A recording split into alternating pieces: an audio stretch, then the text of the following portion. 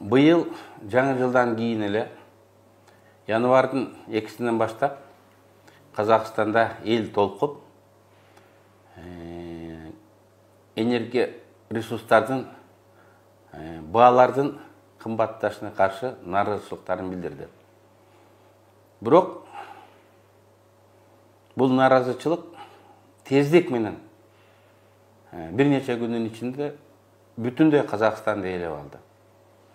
Социалдык талаптар саясий талаптар менен кошулду. Биз кыргызстандыктар Казакстандагы окуяларды кызыгуу жана тынчсыздануу менен күйармандык менен байкап турдук.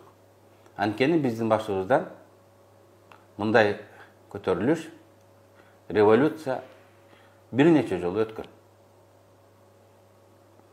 Казакстан биздин коңшу мамлекет. Казак эли биздин бир тууган эл. Ошондуктан биздин тынчсызданганыбызды түшүнсөк болот.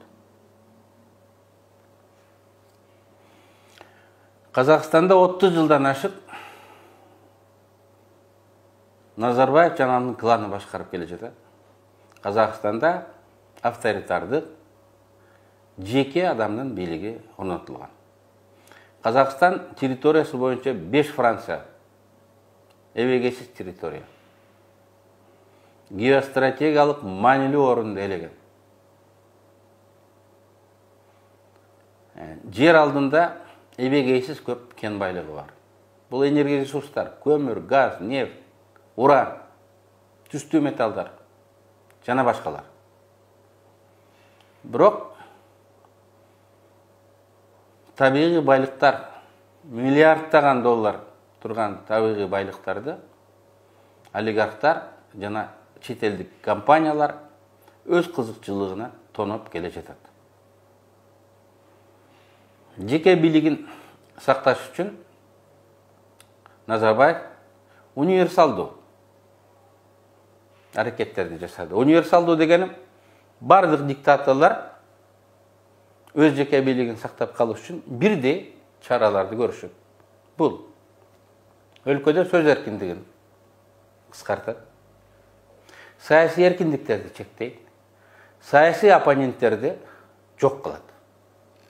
Жетекчиси жок калган эл жеке бийликке баш ийет. Казакстандагы акыркы болгон окуялар Казакстанда жалпы республикалык бардык эл ишенген, ынанган, тааныган оппозициялык лидер жок экендигин көргөздү. Чын эле ал кайдан пайда болмок эле? Барын Назарбаев жок кылса, барын куугунтуктаса, өзүнөн башка лидер калган эмес. Эл тааныган, тажрыйбалуу, билимдүү, патриот оппозиция бул улуттук байлык. Мен жанагы санаган энергия ресурс, алтындан баштап башка түстүү металлдардан кем калбаган байлык. Анткени өлкөдө кризистик ситуация болгондо, же шайлоо болгондо эл ат алмаштырып, чарчаганын четке чыгарып, жаңы саясий күч менен көчтү улаш керек. Назарбаев өзүнөн башканы калтырган эмес экен, эл көтөрүлүп чыкты. Элдин кыймылын координациялаган, аларды жетектеген, алар үчүн жоопкерчиликти ала турган саясий күч жок болуп чыкты. Билесиздер, Кыргызстанда андай болгон эмес. Казак элине ынтымак, тынччылык каалайбыз. Казак эли да эркиндикти сүйгөн намустуу эл.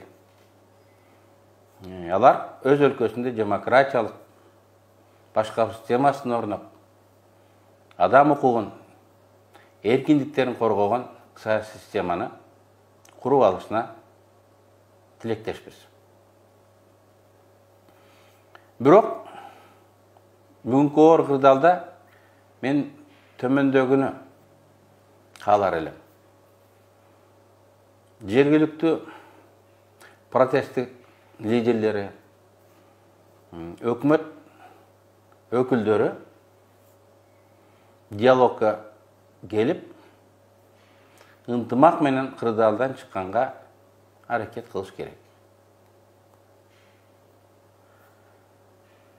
Казак элинин биримдигине, казак мамлекетинин бүтүндүгүнө шек келтирбегендей болуш керек. Бул жерде жоопкерчилик протест кыймылдын лидерлеринде эле эмес, биринчи кезекте президент жана өкмөттө. Президент менен өкмөт күч колдонуп, өзүнүн күчү жетпесе сырттан аскер чакырып күч колдонуп эмес, элге реалдуу саясий реформаларды вада кылыш керек. Жол картасын түзүп, убакыт мөөнөтүн чектеп жарыялаш керек. Коркутуу жолу менен эмес, компромисс, сүйлөшүү жолу менен стабилдүүлүккө келиш керек. Ошондо ал стабилдүүлүк узакка созулган стабилдүүлүк болот. Казакстанда болуп жаткан окуялардын фонунда Кыргызстандагы кырдаал жөнүндө айтпай койбосом да болбойт. Бир жылдан бери Кыргызстанда жеке бийлик системасы түзүлүп жатат. Мен жана айткандай, жеке бийликти түзүү жана кармап калуу үчүн универсалдык чаралар колдонулат.